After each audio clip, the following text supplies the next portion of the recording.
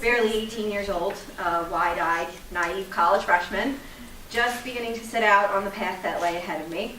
Now, all it takes is one little thing, a word, a sound, or smell, and I'm right back where I was 16 years ago, a scared little kid being told, you have cancer.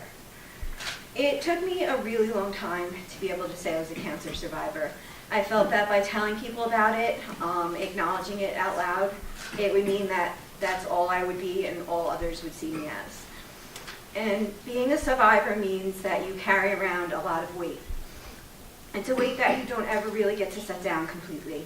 Sometimes the load is almost non-existent. At other times, it's so heavy you feel like the burden of it could just drown you in the ocean of fear and anxiety. From the outside looking in, it's really hard to understand. But from the inside looking out, it's even harder to explain. And because it's so hard to explain, most of the time you don't.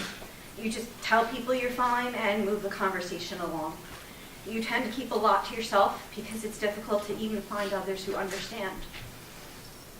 When people say they're glad you're okay now, you don't bother to correct them. Because how can you explain that it isn't as easy as it seems when people expect you to just move on? This is why I'm so happy to have met people through places like Stupid Cancer. You don't have to explain, they just get it.